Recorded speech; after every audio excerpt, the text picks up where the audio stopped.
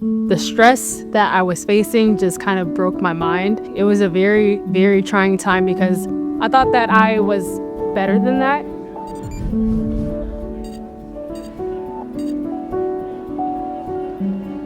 I continued to have sexual assaults by relatives in my family.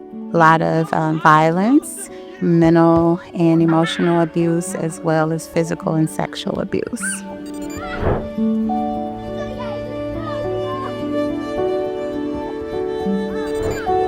I was overseas in Southeast Asia, and it was there I was introduced to some of the drugs that I was dealing with. And I realized that illegal drugs and alcohol was not going to help me. I needed professional treatment.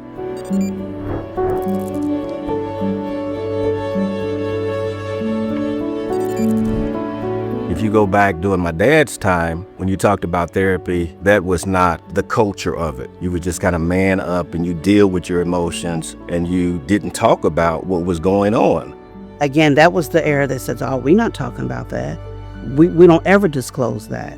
Families are struggling, families are suffering, families are digressing from one another because of a lack of communication, talking about their mental states, frankly, because of lack of education. And stigma. What goes on here stays here. What goes on in our house stays in our house, which fostered a sense of fear, maybe. Sometimes that I have to be strong really means I need to be void of emotion, void of feelings. And that is contradictory of what it means to be a human being. The biggest obstacle for beginning and enduring my mental health journey was me. Even after I was able to forgive the things that had happened to me, then I had to do the work of forgiving myself for the things that I had done. I also experienced that perception of stigma. And even worse, it was the internal stigma. I used to say, ain't nothing wrong with me. And what I do is drink and drug until I didn't hear my voices no more. But yeah, guess what? When I'm through drinking and drugging, it's right there.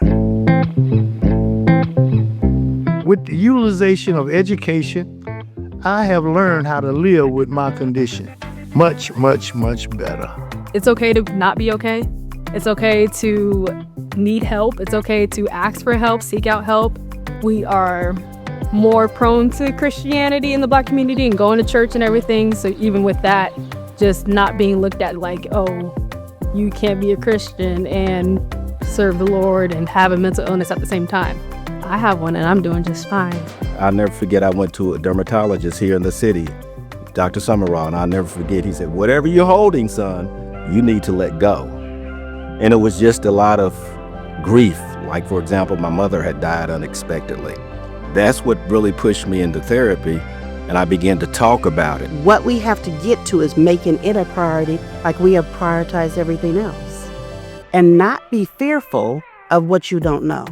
We said, you know what, didn't happen directly to me and my family, so I'm good and I'm okay.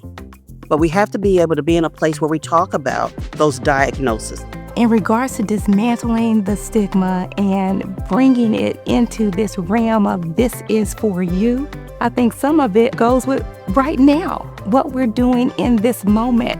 We're talking about this experience. A lot of times as mental health professionals, we get so many calls, so many referrals, and we have that experience of feeling like we can't see everybody. If you get out of your office, you may be able to reach the people in a way where if you exist, maybe there's another provider that exists. Once I found out that I wasn't by myself, it was easier to advocate for myself and for other people as well. There are various organizations across the city of Indianapolis. There are lots of organizations in town that also offer mental health care for the community. If you or someone you love is struggling with mental health, you're not alone. Help is available, healing is possible, and hope is real. Visit NAMI Indiana at www.namiindiana.org or call the NAMI Indiana helpline at the number on your screen for support, resources, and guidance. It's okay to talk.